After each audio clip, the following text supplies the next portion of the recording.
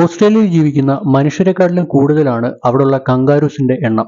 ഇതുകൂടാതെ കങ്കാരു അവിടുത്തെ ദേശീയ മൃഗം കൂടിയാണ്. ഈ അടുത്ത സമയത്താണ് ഞാൻ അറിയുന്നത് അവിടുത്തെ ആൾക്കാർ കങ്കാരൂസിന്റെ ഇറച്ചി കഴിക്കാറുണ്ടെന്ന്. ഈ ഒരു അറിവ് നിങ്ങൾക്കും പുതിയതാണെങ്കിൽ തീർച്ചയായിട്ടും ചാനൽ ഒന്ന് സബ്സ്ക്രൈബ് ചെയ്തേക്കുക. എണ്ണത്തിൽ മനുഷ്യനെ വെച്ച് കമ്പയർ ചെയ്യുമ്പോൾ ഒരുപാട് കൂടുതലായതുകൊണ്ട് തന്നെ ഓസ്ട്രേലിയക്കാർ കങ്കാരുകളെ കൊണ്ട് ഒരുപാട് ബുദ്ധിമുട്ടുകൾ അനുഭവിക്കുന്നുണ്ട്. ഇതിൽ പ്രധാനമായിട്ടും ഓസ്ട്രേലിയയിൽ ആക്സിഡന്റുകൾ കൂടാനായിട്ട് ഈ കങ്കാരുകൾ വാഹനങ്ങളിലേക്ക് ഇടിച്ചു കയറുന്നതും അതുപോലെ തന്നെ റോഡ് ക്രോസ് ചെയ്യുന്നതും ഒക്കെ ഒരു കാരണമാണ്. ഈ കങ്കാരുകൾ ചെറുപ്രായത്തിൽ വളരെ ക്യൂട്ടായിട്ടൊക്കെ തോന്നുമെങ്കിലും കുറച്ചൊന്ന് വളർന്നു കഴിഞ്ഞാൽ ഇവർ ഭയങ്കര അഗ്രഷൻ കാണിക്കും. ഓസ്ട്രേലിയയിലെ മനുഷ്യരെയും അതുപോലെ തന്നെ അവരുടെ വളർത്തുമൃഗങ്ങളെയും ഒക്കെ ഈ കങ്കാരുകൾ ആക്രമിക്കാറുണ്ട്. ഈ കങ്കാരുകൾക്ക് മനുഷ്യരെ പോലെ തന്നെ രണ്ട് കാലിൽ നിൽക്കാനും അതുപോലെ തന്നെ വാല് മാത്രം കുത്തിയിട്ട് ചവിട്ടാനും മനുഷ്യരെ പോലെ തന്നെ ഇടിക്കാനും ഒക്കെ ഉള്ള കഴിവുകളുണ്ട്. അതുപോലെ തന്നെ ഇവർ ഭയങ്കര മസ്കുലറാണ്.